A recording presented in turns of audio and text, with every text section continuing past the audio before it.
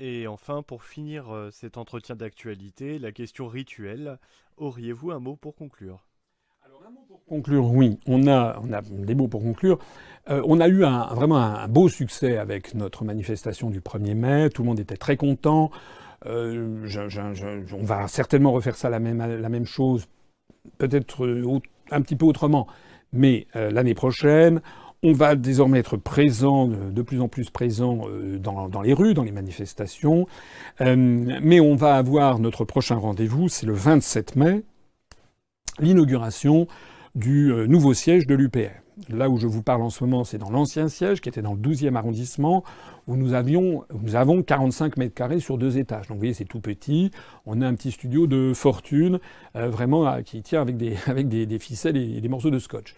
Nous allons rendre les locaux dans quelques semaines et nous avons en revanche loué un local beaucoup plus important qui fait 180 mètres carrés et qui se situe à côté de la mairie du 11e arrondissement rue Baffroy. Donc nous avons décidé, nous sommes actuellement en plein travaux, nous avons décidé d'organiser l'inauguration, la pendaison de crémaillère, si l'on peut dire, le dimanche 27 mai 2018. Et pourquoi le dimanche 27 mai 2018 ? D'abord parce que les travaux qui sont actuellement en cours, les travaux d'aménagement dont je vais parler dans un instant, seront achevés.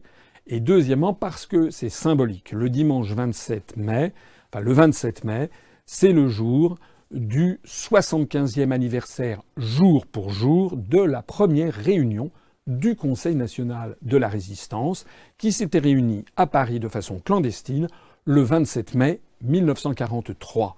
Donc le 27 mai 2018, c'est le 75e anniversaire, et nous avons saisi l'occasion de ce 75e anniversaire de la première réunion du CNR, qui, je le rappelle à ceux qui l'auraient oublié ou qui ne le sauraient pas, notamment chez les jeunes, a rassemblé tous les partis politiques français, de l'extrême droite à l'extrême gauche, avec une forte prédominance des communistes, des socialistes et des gaullistes, mais il y avait tout l'échantillon, il y avait la cagoule à l'extrême droite, mais il y avait des patrons, des ouvriers, des chrétiens sociaux, des gaullistes, des monarchistes, etc. Mais tous étaient d'accord sur l'objectif, poursuivre la résistance jusqu'à ce que les Allemands soient battus et que la France récupère sa souveraineté pleine et entière. Voilà. Vous savez que l'UPR, depuis le début, depuis que j'ai créé ce mouvement politique le 25 mars 2007, c'est justement inspiré du Conseil national de la résistance, qui est expressément d'ailleurs mentionné dans notre charte. Le parti du Frexit, c'est l'UPR. L'UPR, c'est également le CNR. C'est un nouveau Conseil national de la résistance. Vous êtes tous bienvenus. Ceux qui viendront à cette inauguration seront priés de venir avec une bouteille de soda, une bouteille de vin, des verres en plastique, éventuellement une quiche Lorraine, parce que nous mangerons à la bonne franquette, mais s'il y a plusieurs centaines de personnes qui viennent, pour économiser les frais du mouvement, c'est-à-dire l'argent des adhérents et des cotisants, eh bien, on fera un petit buffet, on va demander l'autorisation à la préfecture de police, qui n'a pas de raison de nous le refuser, puisque lorsque nous occupons l'espace public, ça se passe extrêmement bien. On va faire quelque chose de sympathique. Alors, je vous dis tout ça, d'abord pour que vous le notiez sur votre calepin, mais je vous le dis aussi tout ça parce que nous sommes actuellement enfin en train de faire des travaux d'aménagement dans ces locaux. En particulier actuellement, on voit ici les photos, on a des cloisons qui sont en train d'être installées, parce qu'auparavant c'était ce qu'on appelle un open space, des grands bureaux avec une société commerciale qui vendait, je crois, des vêtements ou des tissus. On a créé des cloisons qui sont en cours d'installation, notamment pour créer un studio d'enregistrement. Donc il va y avoir une boutique. Entre la boutique et le studio d'enregistrement, on a installé 2 cloisons. Entre les 2 cloisons, il y aura d'ailleurs un espace de réserve pour mettre des rangements, pour mettre des produits de la boutique. Après ça, il y a une cloison qui est insonorisée avec 3 épaisseurs de laine de roche qui sont en cours d'installation. Et puis nous avons donc un beau studio d'enregistrement, avec également d'ailleurs au fond du studio d'enregistrement, les locaux s'y prêtent très bien, avec l'installation d'une régie qui sera séparée du studio d'enregistrement. J'ai eu l'occasion de le dire, notamment à l'issue de la manifestation du 1er mai.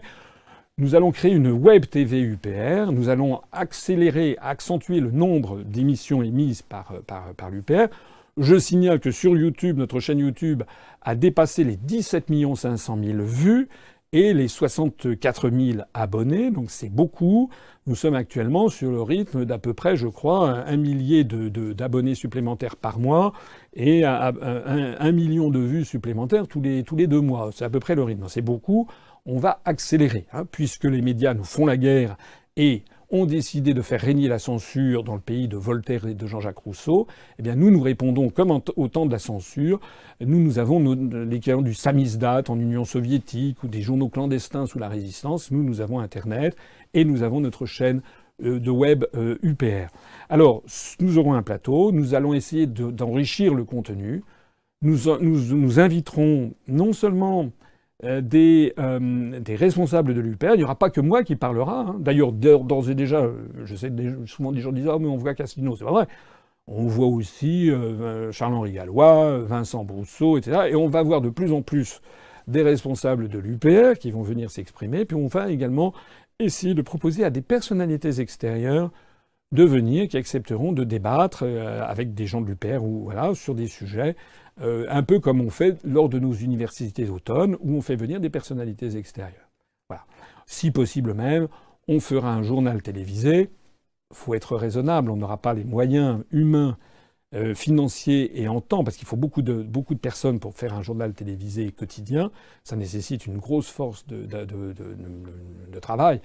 Mais on fera peut-être, je l'espère, au moins un journal télévisé hebdomadaire qui reprendra certains événements de la semaine écoulée, puis on verra comment ça va se développer. Alors, je vous dis tout ça pourquoi ? Parce que vous voyez les travaux qui sont en cours. Et bien parce que je fais encore une fois un appel aux dons. Appel aux dons aux adhérents, aux cotisants. Nous avons une gestion extrêmement parcimonieuse de l'argent que vous nous donnez, mais toutes les choses ont un coût. La location de ces 180 mètres carrés, ça coûte de l'argent.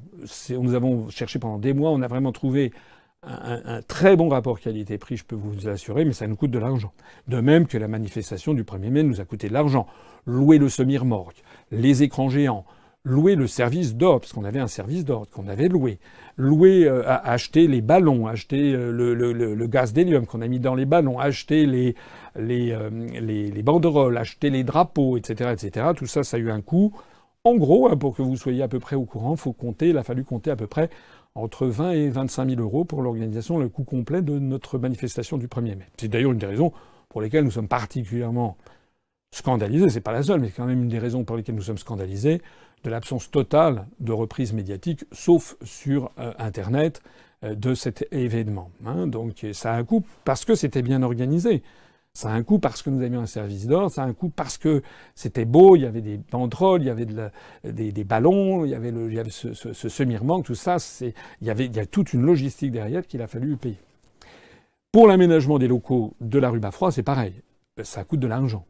Non seulement la location, mais aménager, mettre les parois, avoir une belle boutique. On va avoir vraiment une belle boutique où à partir donc du lundi 28 mai, on pourra recevoir toutes les personnes qui passeront à Paris, qui pourront aller dans cette boutique. Avec, vous verrez, il y aura des choses qui sont assez attractives. Il y aura une belle boutique avec une ou deux personnes derrière un comptoir qui seront là, des salariés de l'UPR qui vous recevront, qui pourront vous aider à adhérer sur place, à verser votre cotisation, à vous donner des renseignements sur l'état de vos cotisations, de votre adhésion, à vous donner également à vous vendre les produits de la boutique sur place pour éviter les frais de port, qui pourront également vous donner des informations sur des tracts gratuitement, etc., ou certaines affiches ou certains autocollants. Eh bien, nous aurons donc cette boutique qui sera ouverte également avec une amplitude très supérieure. En gros, elle sera ouverte toute la journée à peu près, on va avoir les horaires, mais à peu près de 9h du matin à 18h. Donc on va avoir un service très accru. Et puis nous allons avoir ce studio d'enregistrement qui est en cours d'installation. Il n'y a pas seulement que la paroi, la constitution de la régie, mais il y a aussi le matériel. Il faut compter à peu près pour avoir un studio vraiment bien. Je ne vise pas le studio de TF1 ou de CNN ou de la BBC. On reste quelque chose de mesuré, mais enfin pour avoir vraiment du beau matériel avec différentes caméras de très haute définition pour prendre différents angles, pour faire des travelling, etc., pour avoir également un beau studio avec un beau banc, etc., il va falloir compter quelque chose comme à peu près 50 000 euros de dépenses. Voilà. Je lance ici donc un appel à toutes celles et à tous ceux qui nous suivent. Si vous voulez nous aider, je rappelle que vos dons et cotisations, si vous payez sur l'impôt sur le revenu, vous pouvez déduire 2/3 de votre don ou de votre cotisation à l'UPR du montant de votre impôt sur le revenu. Donc si vous nous donnez, mettons, 90 €, eh bien, au bout du compte, vous avancerez 90 €, mais l'impôt sur le revenu de 2018 payés en 2019, eh bien là, vous pourrez déduire 60 euros de votre impôt sur le revenu. Et donc, au total, le don que vous aurez fait à l'UPR ne vous aura coûté que 30 euros. Donc, je demande à toutes celles et à tous ceux qui souhaitent nous aider adhérer, ça c'est fondamental. Et puis, n'hésitez pas à faire des dons, bien entendu. N'oubliez surtout pas non plus de verser votre cotisation. Et là, je m'adresse à toutes celles et à tous ceux qui ont adhéré l'année dernière parce qu'ils me voyaient à la télévision pendant l'élection présidentielle. On constate actuellement qu'il y en a un certain nombre d'entre eux, comme ils ne me voient plus dans les grands médias, qui ne renouvellent pas leur cotisation. Donc il faut qu'on fasse de la relance téléphonique, etc. Mais c'est très très important. C'est un enjeu financier très important pour nous que vous songiez bien à verser votre cotisation. Les cotisations qui sont de 30 euros par an, c'est quand même pas la mer à boire, surtout si vous payez l'impôt sur le revenu et que vous pouvez en déduire 20 euros, c'est vraiment très faible. Donc songez bien à ça.